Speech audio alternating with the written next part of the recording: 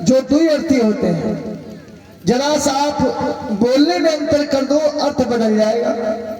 एक कामा को इधर से उधर कर दो, अर्थ बदल जाएगा।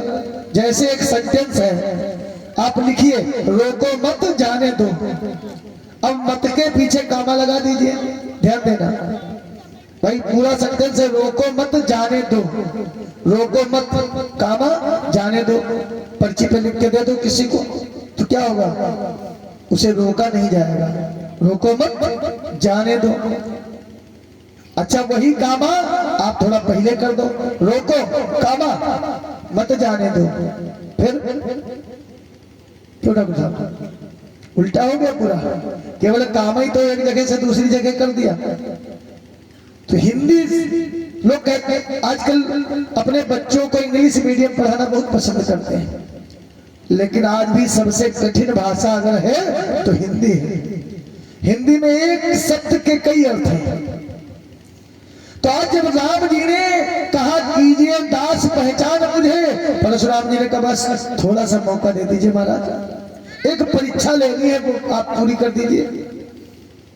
कि राम रमापति कर धनु लेहु, राम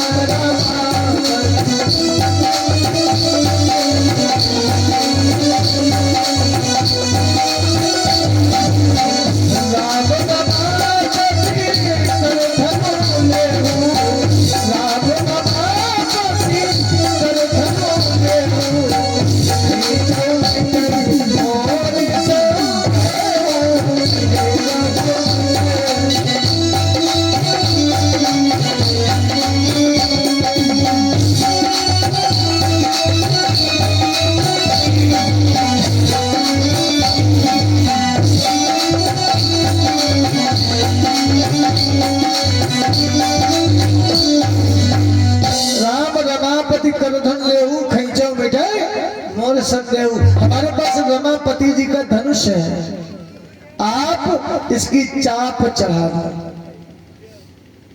राम जी बोले लाओ, देती चाप आप ही चले गए। धनुष जैसे देने लगे, धनुष चल के राम जी के हाथ में अपने आप पहुंच गया। परशुराम मन विस्मय भय। परशुराम जी ने सोचा अभी तक तो हम गलती कर रहे थे, अरे ये स्वयं परब्रह्म परमात्मा 12 कला के अवतारी हैं। अब तो उल्टा राम जी के चरणों में खड़े हैं परशुराम जी। भगवान क्षमा कर दीजिए, अपने क्रोध के कारण मैं आपको पहचान नहीं सका। और फिर भगवान क्रोध पाप कर मूल, क्रोध पाप की जड़ है। क्रोध में अक्सर पाप होता है, और जिसने क्रोध पर विजय प्राप्त कर लिया वही सबसे बड़ा संत है। बारंबार अब राम जी ने कहा लेकिन एक समस्या है, इस धनुष पर मैंने अमोघ बाण चढ़ा दिया है। अब इस बाण को यदि मैं छोड़ रहा हूं तो सृष्टि का विनाश हो जाएगा, अब आपको मार रहा हूं तो ब्रह्म हत्या लगेगी। अब बताओ ये बाण हम क्या करें। परशुराम जी ने कहा भगवान इस बाण से आप हमारे क्रोध को समाप्त कर दो, क्योंकि इस क्रोध की वजह से मुझसे पाप हुआ है।